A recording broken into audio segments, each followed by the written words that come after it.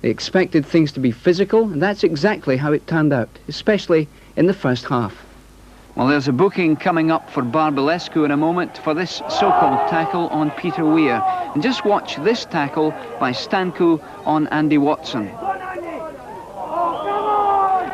Incredibly, the referee never even spoke to Christia for this little piece of action on Mark McGee. Well, Badia, he wanted to stop Willie Miller here. Look how he does it.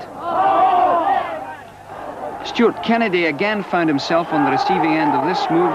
And just watch how number 4 has a little kick on the way past. So it was that kind of strategy which clearly bundled the Dons out of their stride from the word go. And when the Romanians went in at half-time, we were all wondering if that first leg league was going to be enough. The Arges goals came in the first half.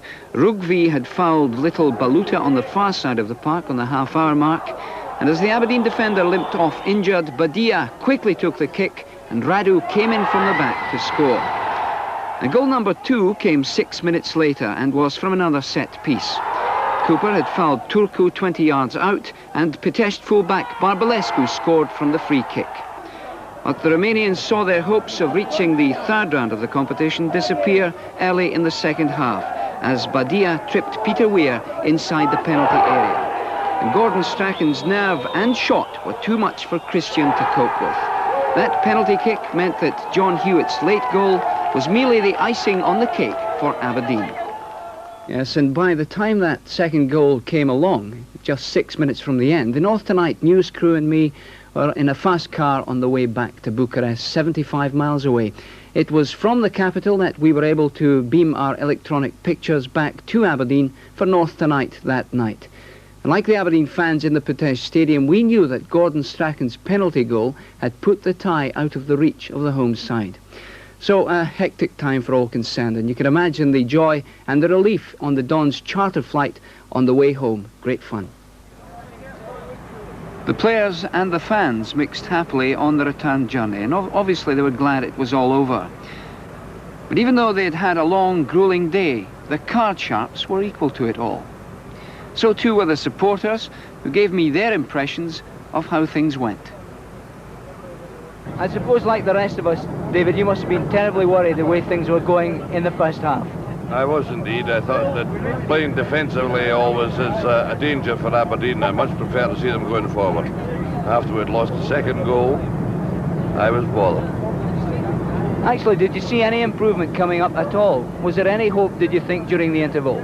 Well, I always felt if they went forward that we would have no problems because Peter Weir had the right back in a lot of trouble and quite frankly he could only stop them one way.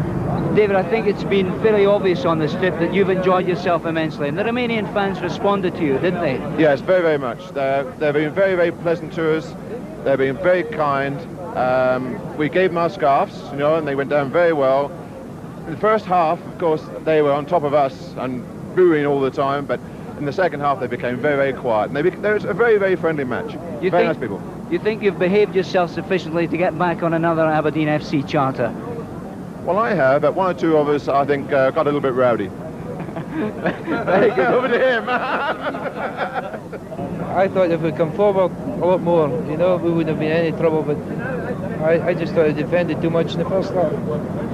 So you're all set for the next round. Will you travel with the Aberdeen party again? Oh, certainly, yes. It was a great time. You enjoyed yourself? Fantastic. Yeah. The second presentation was to the man of the match, who was Stuart Kennedy. Stuart was rather lonely yesterday, we believe, so we bought him a real Romanian doll to keep him company in future trips. Well done. Alex Ferguson, like everybody else, I think he must have been a very surprised and unhappy man going in at half-time, but the mood has obviously changed. What was the feeling at half-time? Well, I think that, Frank, that the important thing was that we weren't playing. That was the thing. We weren't playing the game as we wanted to play it.